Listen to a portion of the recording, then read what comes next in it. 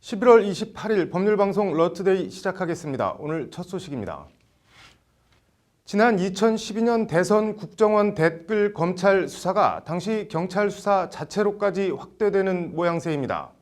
서울지방경찰청 수사 2계장으로 당시 국정원 댓글 사건을 수사했던 현 김병찬 서울 용산경찰서장이 오늘 오전 피의자 신분으로 검찰에 소환됐습니다.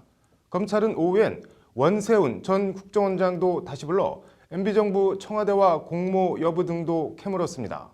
석대성 기자입니다. 김병찬 서울 용산경찰서장이 오늘 국정원 댓글 사건 피의자 신분으로 검찰에 불려 나왔습니다. 현직 총경급 경찰 간부가 국정원 댓글 사건 피의자로 검찰에 소환된 건 김 서장이 첫 번째입니다.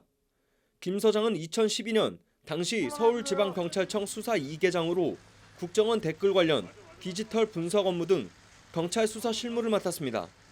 이른바 국정원 여직원 댓글 사건으로 당시 야당이던 민주당은 국정원이 문재인 민주통합당 후보를 비방하는 댓글을 달았다며 경찰에 수사를 의뢰한 바 있습니다.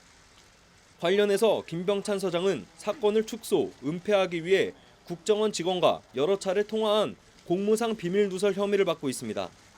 검찰 조사 결과 김 서장은 당시 서울청을 출입하는 국정원 직원과 40여 차례 넘게 통화한 것으로 나타났습니다.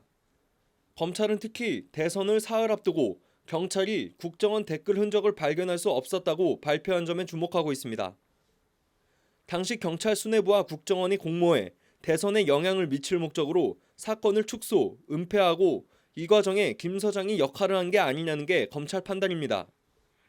이에 대해 김 서장은 검찰에 출석하며 국정원 관계자와 연락을 주고받은 사실은 인정하면서도 업무상 필요에 의해 통화한 것일 뿐 수사 기밀을 유출한 사실이 없다고 혐의를 부인했습니다. 오후엔 국정원 정치 개입 의혹 정점에 있는 원세훈 전 국정원장이 검찰 조사를 받기 위해 나왔습니다. 지난 8월 국정원 댓글 사건 파기환송심에서 징역 4년을 선고받고 복역 중에 있는 원 전 원장은 구치소 호송차를 타고 오늘 검찰에 나왔습니다. 검찰은 사이버 외곽팀 운영 등 다른 혐의를 적용해 원 전 원장을 추가 기소한 상태입니다. 검찰은 원 전 원장을 넘어 이명박 전 대통령에 대한 보고나 지시 여부 등까지 조사할 방침입니다. 2012년 대선 국정원 댓글 사건을 경찰이 축소, 은폐했는지 등 경찰 수사 적정성 자체에 대한 수사와 이명박 전 대통령 연루 여부, 국정원 댓글 사건 검찰 수사가 본질과 최종점으로 향해 가고 있습니다. 법률방송 석대성입니다.